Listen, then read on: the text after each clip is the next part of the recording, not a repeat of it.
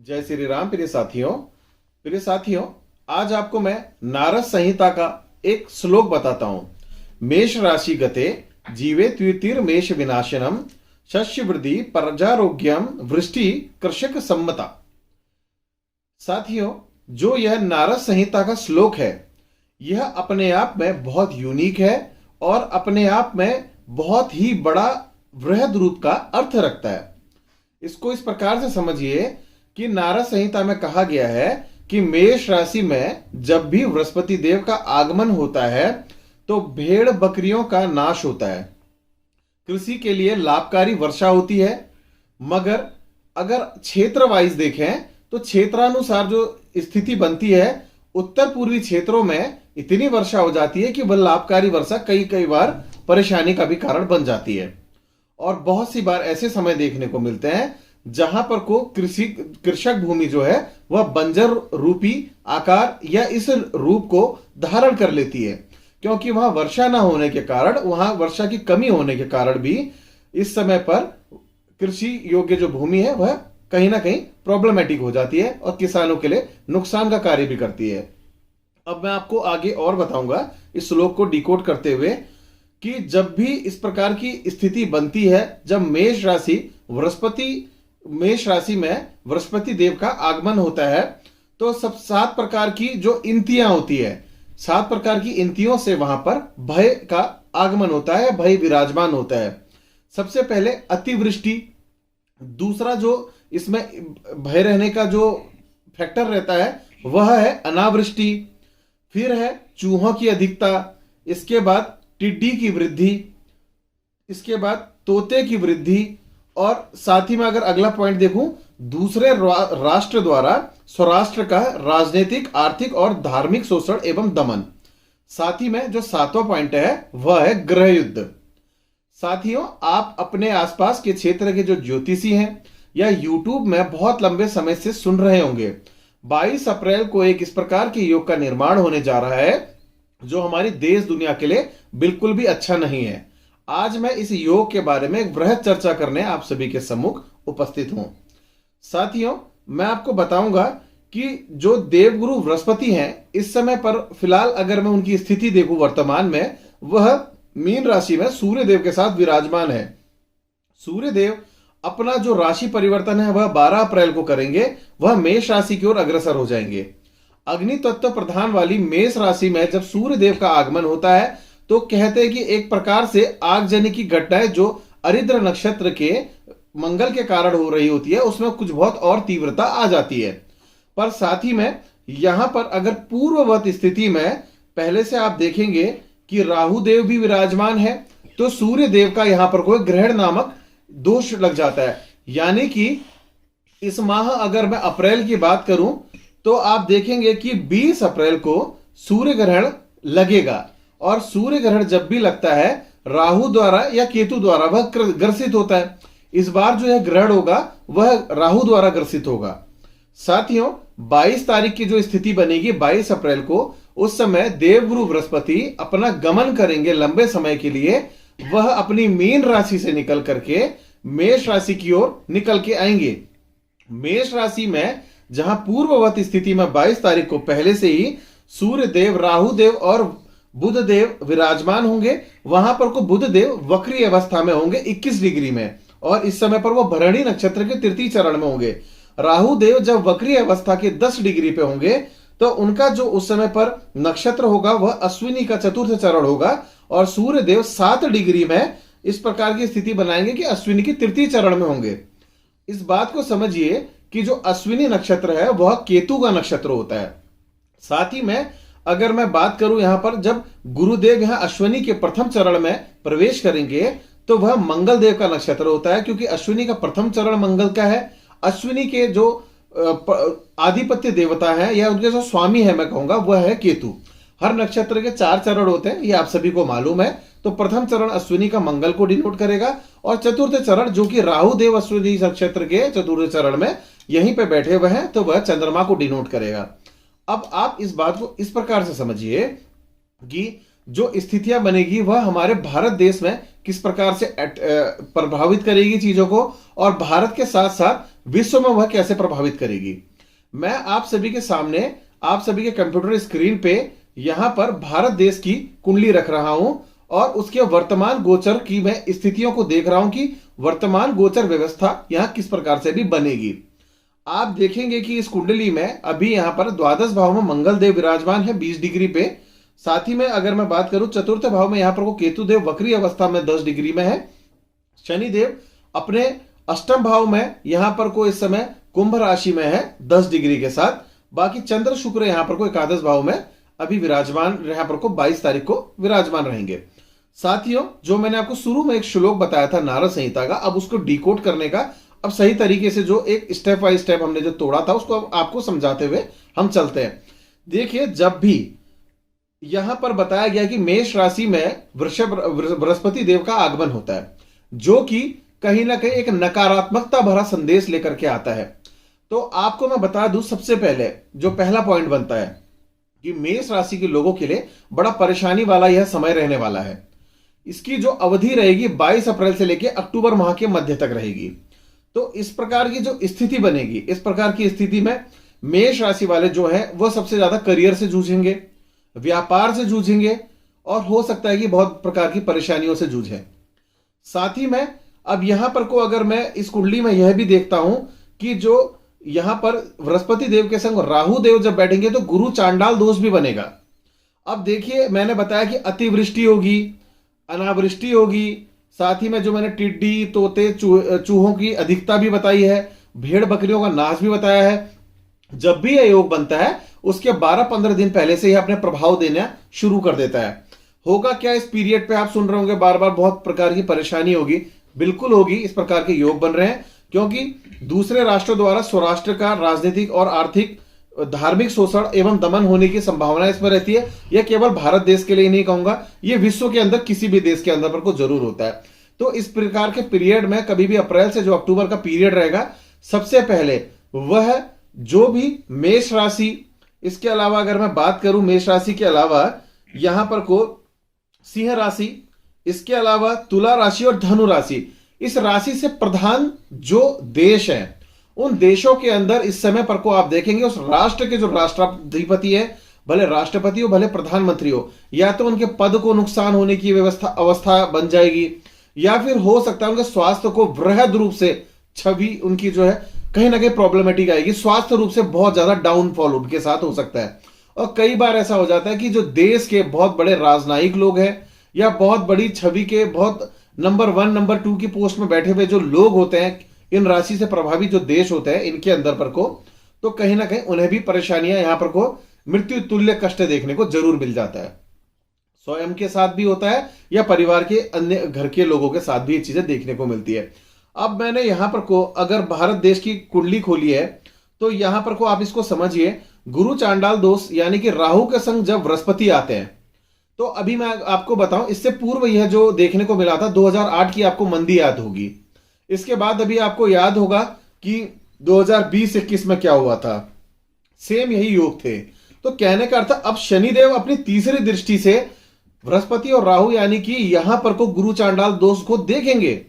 तो आज तक के इतिहास में बहुत दूर दूर तक मैंने जब ये व्यवस्था देखी तो मेरी नजर में इस प्रकार का कोई ऐसा दोष नहीं बना था जो इतना प्रभावशाली था।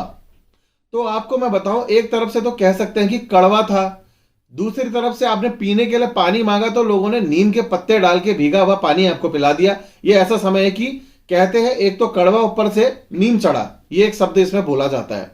तो मैं कहूंगा कि इस प्रकार की जो व्यवस्था है पूरी की पूरी यहां पर अक्टूबर तक बनी हुई है, जो कि एक अच्छा संकेत नहीं दे रही है। तो पहला पॉइंट बाहर निकल के क्या आता है, देश की आर्थिक और जो व्यापारिक गतिविधियां हैं वह बिल्कुल इस अप्रैल माह से डाउन चले जाएगी। और साथ ही में जो मेष राशि के लोग हैं उन्हें भी यहां सचेत रहना होता है। और साथ ही में मैं यह भी बताऊंगा कि जो सूर्य को जब तक शनिदेव इस पीरियड में यहां देखेंगे और सूर्य को ऑलरेडी यहां पर को राहु द्वारा इस समय ग्रसित भी किया जाएगा, तो सूर्य ग्रहण 20 अप्रैल को भी बन रहा है। तो सूर्य अपनी जो स्थिति का यहां परिवर्तन करेंगे वह करेंगे 15 मई को, 15 मई तक का वह अभी यहां मेष राशि में रहेंगे। तो मैं आपको बताऊं, एक पिछला वीडियो जो मेरा था और आज मैं बता रहा हूं उस वीडियो के आधार पे, इस 15 मई तक का अभी से लेकर के जो समय बना हुआ है, जो कि मैंने पिछले 27 मार्च से दिया हुआ था और अभी भी देता हुआ आगे की ओर बढ़ रहा हूं, वो बहुत ज्यादा टेंशन वाला पीरियड।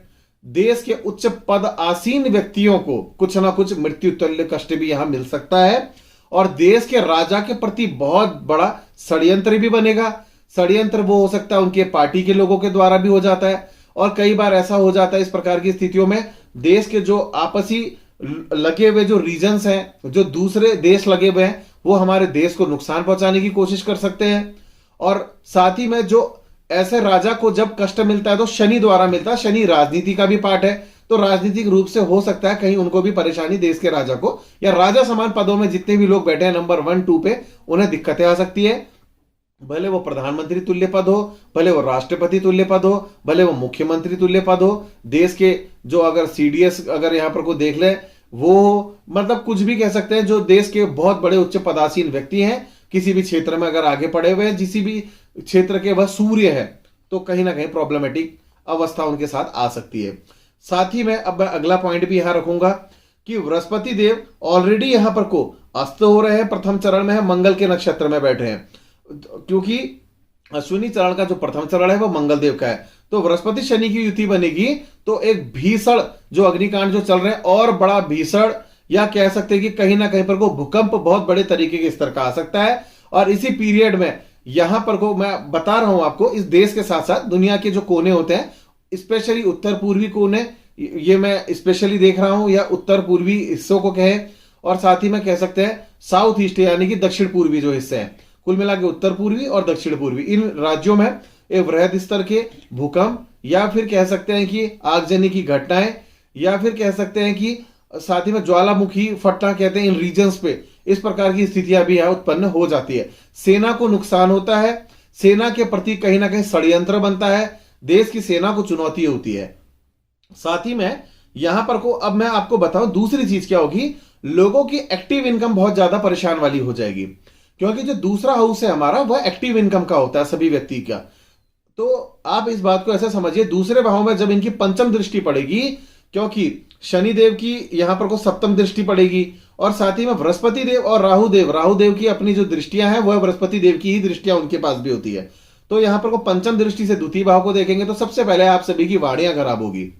धर्म के प्रति आप लोग कहीं ना कहीं पर को समझ के चलिए कि ना बोलते हैं कि नास्तिक तरीके से आप लोग हो जाएंगे। आपको लगेगा कि धर्म वरम कुछ नहीं है, ऐसा कुछ नहीं है, बस भगवान को पूजो, बाकी किसी को मत देखो, ना पूजा पाठ की आवश्यकता है। इस प्रकार की स्थितियां, इल्यूजन्स बनेंगे, भ्रम बनेंगे। आप लोगों के घर में आपके अपने चचा ताऊ लोगों से झगड़े होंगे, और भ्रम की जब स्थितियां बनेगी, हर परिवार के अंदर लोग आपस में एक दूसरे से कहीं ना कहीं कहते हैं कि मारपीट वाली नौबत, या एक दूसरे से गंदी लैंग्वेज, मतलब गाली गलौज कह सकते हैं, अब्यूजिव वर्ड्स वगैरह यहाँ यूज हो सकते हैं, इस प्रकार की चीजें यहाँ होगी, मति भ्रम कुल मिला के हो जाएगी। देश के अंदर इस प्रकार के अराजक तत्वों द्वारा ऐसा माहौल बनाया जाएगा कि जो घटनाएं नहीं भी हो रही होंगी उसे सत्य रूप में दिखाया जाएगा। बाद में पता चलेगा कि कहीं ना कहीं ये परेशानी वाला समय, ये जो हुआ था ये ऐसा था ही नहीं, पर तब तक हम बहुत कुछ अपने हाथों से खो बैठेंगे। साथ ही में अब मैं बात करूंगा यहां पर को चतुर्थ भाव की, जहां केतु देव पहले से बैठे हुए हैं, और यहां पर को गुरु चांडाल दोष वाले गुरु और राहु का सेक्टर की जो इनकी दृष्टि पड़ेगी वह 7वीं दृष्टि पड़ेगी चौथे घर में। तो मान के चलिए जो चौथा घर है वह होता है माता का, हमारे सुखों का, हमारे वाहन का, और साथ ही में भूमियों का। तो आप समझ के चलिए प्रॉपर्टी सेक्टर जो है वह इस समय पर को काफी परेशानी भरा रहेगा, पर प्रॉपर्टी सेक्टर के अंदर पर को उछाल एकदम बंद हो जाएगा। गाड़ियों से रिलेटेड जो सेक्टर है, जो कि टेक्नोलॉजी और कहीं ना कहीं पर को कहते हैं ना लोहे से रिलेटेड जो सेक्टर है, उसमें भी एक इस प्रकार के उबाल वाले रेट आ जाएंगे कि कहीं ना कहीं लोगों की खरीद से वह बहुत दूर होता जाएगा, और कहीं ना कहीं यहां पर को ऑटोमोबाइल सेक्टर वगैरह भी गिर जाएगा। ऑटोमोबाइल है, टेक्निकल है, ऐसे सेक्टर भी यहां गिरते हुए नजर आएंगे। साथ ही में आपको मैं अब बताऊं, यहां जो सबसे ज्यादा जो प्रभावित करने वाली दृष्टि रहेगी वह रहेगी 9वीं, और वह रहेगी छठे हाउस में। और छठे हाउस में जब वह दृष्टि रहेगी तो क्या होगा, छठा हाउस होता है रोग, ऋण और शत्रु का। जो हमारे देश के राजा है, और साथ ही में यहां पर को राजा द्वारा उनकी कैबिनेट के लोग हैं, उनको बहुत ही असाध्य रोग किसी ना किसी व्यक्ति को लगने की संभावनाएं जरूर बनेगी। साथ ही में किसी भी राज्य के प्रमुख व्यक्ति जो होते हैं, जैसे कह सकते हैं किसी राज्य के मुख्यमंत्री हो, किसी भी राज्य के पुलिस के मुखिया जिन्हें डिपार्टमेंट जनरल ऑफ पुलिस कहा जाता है या चीफ सेक्रेटरी कहा जाता है, तो हर विभाग के जो पहले प्रमुख पद होते हैं, तो वहां पर किसी ना किसी प्रकार की इनके साथ कह सकते हैं कि एक मृत्यु तुल्य कष्ट मिल सकते हैं, ऐसा ग्रहों का कहना है। साथ ही में छठे हाउस में जब भी यहां पर को गुरु की दृष्टि पड़ गई, नवी दृष्टि, और राहु की भी यहां दृष्टि पड़ी, तो वायरोलॉजी डिपार्टमेंट से रिलेटेड बहुत प्रॉब्लमेटिक चीजें आती है, यानी कि रासायनिक हमला, रासायनिक युद्ध, या कह सकते हैं एक प्रकार की महामारी फैलने का कहीं ना कहीं पर को यहां खतरा बना रहता है। और महामारी उच्च चरम स्तर पे जाती है, बीमारी बहुत वृहद स्तर पे होगी। तो बीमारियां इस पीरियड में अप्रैल से लेकर अक्टूबर तक बहुत ही ज्यादा वृहद स्तर की देखने को मिलेगी। अब साथियों दूसरी बात आती है लास्ट में कि यहां पर किन किन राशि वालों को सावधान रहने की आवश्यकता है इस पीरियड पे। जो प्रॉब्लमेटिक राशियां है, सबसे पहली राशि है मेष राशि, दूसरी राशि है सिंह राशि, तीसरी राशि है तुला राशि, चौथी राशि है धनु राशि। ये चार राशि के जो लोग हैं, मेष, सिंह, तुला और धनु, यह अपना स्वास्थ्य का चेकअप कंटिन्यूअसली पे कराते रहे। और मैं आपको कहना चाहूंगा, जो भी आप सभी देश के वासी हैं, इस सब स्थितियां इतने अनुकूल नहीं बनेगी, अपने स्वास्थ्य का परीक्षण कराते रहिए, क्योंकि हार्ट से संबंधित परेशानी वृहद रूप में यहां फैल जाएगी। जैसे कि मैंने आपको वीडियो में दिसंबर जनवरी में भी बताया था, इस वर्ष भर चेस्ट संबंधी परेशानियां बने रहेगी। और आप देख रहे हैं कि हार्ट अटैक का रेशियो इस वर्ष बहुत ज्यादा अधिक स्तर तक का उठ चुका है। साथियों इसके अलावा अब मैं एक लास्ट पॉइंट की ओर आता हूं कि यहां पर को इस पीरियड में देखने को अवश्य ही मिल जाता है कि कोई बहुत बड़े प्रकार के युद्ध इस दौरान पर को विश्व के अंदर देखने को मिलते हैं। और साथ ही में हो सकता है कि न्यूक्लियर से रिलेटेड कोई प्रॉब्लमेटिक सिचुएशन या कोई न्यूज सुनने को जरूर मिल जाए। ये हो सकता है या कोई न्यूक्लियर के समकक्ष का कोई वृहद स्तर का कोई ऐसा हथियार है, कुछ इस प्रकार का किसी भी देश द्वारा चलाया जा सकता है। यह जो अप्रैल से अक्टूबर का समय है, मैं सभी देशवासियों से अपील करना चाहता हूं, बड़े ही कंट्रोलिंग वाले समय में रख के चलना है, सबको समझाते हुए चलना है और एक दूसरे का सपोर्ट करना है। और आपको मैं बताऊं, जब यहां पर को बृहस्पति देव अस्त हो जाएंगे और अस्त होने के साथ साथ इस अवस्था में होंगे, भगवान नारायण की स्तुति करें और साथ ही में महादेव की स्तुति करें। उनको जिस प्रकार से भी हो सकता है आपने रोजाना उनकी पूजा पाठ करनी चाहिए, उनके बीज मंत्र, उनके स्त्रोत, उनकी स्तुति जिस प्रकार से भी होती है, मेडिटेशन करिए भगवान को ध्यान में रखते हुए। इससे बड़ा सॉल्यूशन कुछ नहीं होता है। और जो मैंने सारी चीजें ये बताई है, ये 100% होके रहेगी। कल कुछ लोगों का कहना था कि भाई मैं कांग्रेस की ओर से शायद ये वीडियोस रख रहा हूं, तो जाकर के हो सकता है उनके फेवर की वीडियो बना रहा हूं और कहीं ना कहीं एंटी बीजेपी की वीडियो रख रहा हूं। मैं आपको बताना चाहता हूं, जब मैंने महाराष्ट्र में उद्धव ठाकरे जी के हटने की बात करी थी, उस समय पर को लोगों ने मुझसे कहा था कि भैया ये बीजेपी का आदमी है। अभी यहां पर को ये कल मैंने एक प्रिडिक्शन डाली थी कि देश के अंदर धार्मिक माहौल बिगड़ रहा है, तो लोगों का कहना है कि मैं भैया कांग्रेस से रिलेटेड हूं। बीच में जिस समय पर को मैंने दिल्ली में बताया था और पंजाब में बताया था कि चीजें कहीं ना कहीं सिचुएशन बीजेपी के कंट्रोल में नहीं है, तो कहने लगे मैं आपसे रिलेटेड व्यक्ति हूं। तो आप डिसाइड करिए मैं किससे रिलेटेड व्यक्ति हूं। मैं केवल धर्म को मानता हूं और मैं भगवान को मानता हूं। मैं केवल और केवल सिर्फ मैं ज्योतिष हूं और इसके अलावा कुछ नहीं हूं। तो साथियों मेरा कहना है, आप लोग घर में रहिए, सुरक्षित रहिए, अपने खर्चों पे लगाम लगाइए। इस समय पर को मेडिकल व्यवस्था में जितना भी हो सके प्रिकॉशनरी रूप से अपने घर पे कुछ ना कुछ दवाइयां रखे रखिए, क्योंकि महंगाई का दौर अभी इतने ऊपर जाना है और स्वास्थ्य परेशानी करने वाला इस प्रकार से आएगा कि सब लोगों की स्थितियां खराब होगी। कहीं पर को जैसे मैंने आपको लास्ट मंथ वाले वीडियो में बताया कि एक सुसाइड की जो स्थितियां बनेगी वो भी यहां पे बनती हुई दिख रही, क्योंकि भ्रम की स्थिति के कारण। मैं आप लोगों को अवेयर करने के लिए वीडियोस बनाता हूं, मेरा इसमें कोई स्वार्थ नहीं रहता है। ना मैंने कभी आपको पुराने वीडियोस में बोला है कि मेरे कभी भी वीडियोस के आप लोगों ने कभी भी सब्सक्राइबर बढ़ाने हैं या व्यूज बढ़ाने, मैंने कभी आपसे किसी प्रकार की कोई अपेक्षाएं नहीं रखी है, ना मैं रखता हूं। बस ऊपर वाले का आप सभी लोग नाम लीजिए, आप सभी के घर में कल्याण हो, यही मेरी प्रार्थना है। साथियों मैं यह भी कहता हूं कि अगर आपको ये वीडियो अच्छा लगता है, हमारी मेहनत अच्छी लगती है, तो ही जाकर के आप इस चैनल को सब्सक्राइब करें या फिर इस वीडियो को शेयर करें, अन्यथा नहीं। साथियों आज की वीडियो में बस इतना ही। धन्यवाद एवं जय श्री राम।